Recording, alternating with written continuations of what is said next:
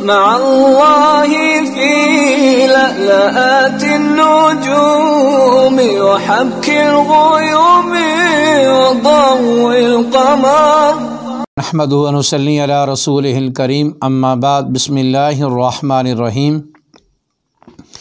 معزز خواتین و حضرات، السلام علیکم ورحمۃ اللہ وبرکاتہ۔ آپ حضرات کے سامنے غسل کا مسنون طریقہ بیان کرنے کا وعدہ کیا تھا، اس میں ابتدائی چیزیں بھی آپ کے سامنے عرض کی تھیں۔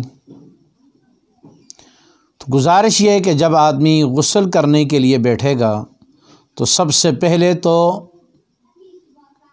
استنجا کرے گا، سنت کے مطابق وضو کرے گا، اس کے بعد پہلے دائیں طرف اپنے کندھے پہ پانی ڈالے گا، پھر بائیں طرف اپنے کندھے پہ پانی ڈالے گا اور پھر سر پہ پانی ڈالے، یا پہلے سر پہ پانی ڈال لے اور پھر دائیں کندھے پر پہلے ڈالے اور بائیں کندھے پر بعد میں ڈالے۔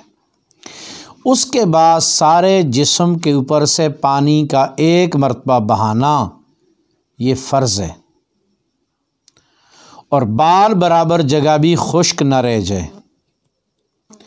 اگر بال برابر جگہ بھی پورے جسم میں خشک رہ گئی تو غسل نہیں ہوگا، آدمی پاک نہیں ہوگا۔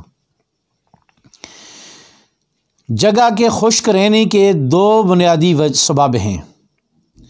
ایک سبب تو یہ ہے کہ پانی نہ پہنچے، اور دوسرا سبب یہ ہے کہ کوئی جسم پر ایسی چیز لگی ہوئی ہے جو پانی پہنچنے میں رکاوٹ ہے۔ مثلا یہ جو کان ہیں ہمارے، اندرونی طور پہ ان کا جو حصہ ہے، یہاں پانی تکلفاً پہنچانا پڑتا ہے، اہتمام سے پانی پہنچانا پڑتا ہے۔ ایسے ہی آدمی کی بغلیں ہیں، وہاں پانی اہتمام سے پہنچانا پڑتا ہے، یاد سے پہنچانا پڑتا ہے۔ نمبر 3، ناف، یہ وہ جگہ ہے کہ جہاں پانی تکلفاً اہتمام سے پہنچانا پڑتا ہے۔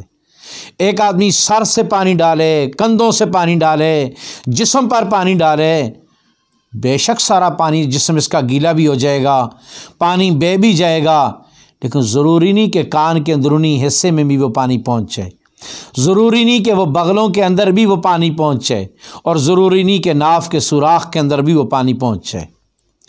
یہ جگہیں جہاں پانی کے بہانے سے پانی کا پہنچنا ظاہر میں مشکل ہے، ان جگہوں کے اندر پانی کا اہتمام کے ساتھ پہنچانا ضروری ہے۔ نمبر 2، بعض جگہیں وہ ہیں جہاں رکاوٹ ہے۔ مثلا عورتیں ہیں، انہوں نے کان کے اندر اگر کونکا ڈالا ہوا ہے، کان میں، ناک میں کونکا ڈالا ہوا ہے اور کان میں بالی ڈالی ہوئی ہے، یہ جو سوراخ ہیں کان کے اندر اور ناک کے اندر، ان کے اندر بھی سوراخوں کے اندر پانی کا پہنچانا فرض ہے۔ اور ایسے انگوٹھی پہنی ہوئی ہے اور انگوٹھی کے نیچے پانی کا خود پہنچنا مشکل ہے، اس کو حرکت دی جائے یا اس کو اتارا جائے۔ ایسے ہی ناک کے سوراخ میں جو چیز ڈالی ہوئی ہے، اس میں پانی کو پہنچانے کے لیے اس چیز کو حرکت دے کے پہنچایا جائے یا اس کو نکال کے پہنچایا جائے۔ ایسے ہی کان کا سوراخ ہے۔ ان چیزوں میں آدمی اہتمام کر لے۔ نمبر 3، یا انسان کے جسم کے اوپر کوئی ایسی چیز لگی ہوئی ہے جو چیز تہ والی ہے اور وہ تہ کی وجہ سے پانی جسم کی جلد کو نہیں پہنچ رہا۔ مثلا رنگ کر رہا ہے، رنگ کے دوران جسم کے اوپر اگر رنگ لگ چکا ہے تو رنگ تہ بنتا ہے، اس کی موجودگی میں جلد تک پانی کا پہنچنا مشکل ہوتا ہے۔ ایسی عورتیں ناخن پالش لگا لیتی ہیں، ناخن پالش کی موجودگی میں پانی کا ناخن تک پہنچنا ناممکن ہے۔ ایسی عورتیں اگر آٹا گوندتی ہیں اور آٹا گوندتے وقت اگر ناخنوں کے نیچے آٹا رہ گیا ہے اور غسل کر لیا ہے تو غسل نہیں ہوگا۔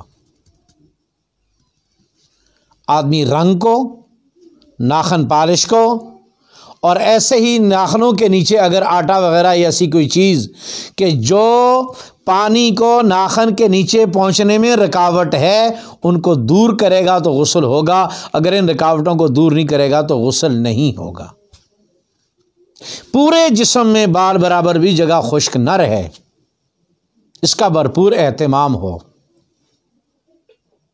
شادیوں کے موقعوں پر، خوشیوں کے موقعوں پر، تقریبات کے موقعوں پر آج عام رواج ہے مسلمان بچیوں میں ناخن پالش کا۔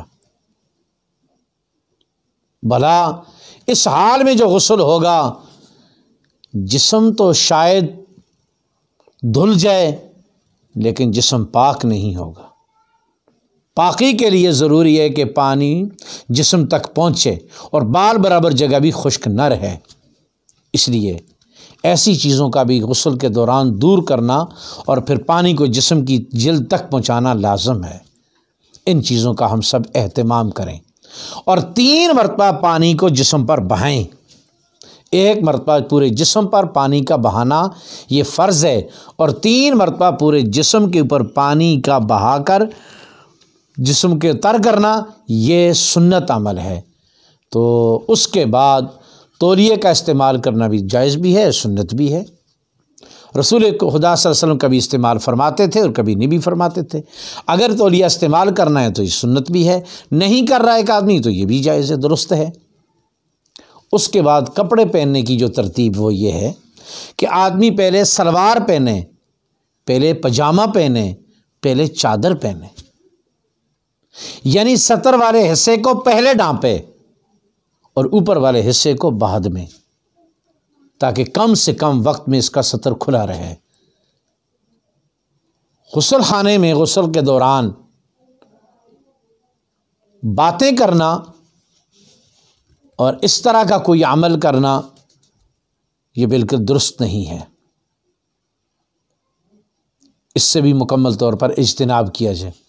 اللہ جل جلالہ کی ذات مجھے اور آپ سب کو ہر عمل میں سنت کی اتباع نصیب فرمائے اور سنت کو سیکھ کر اس پر عمل کرنے کی توفیق نصیب فرمائے۔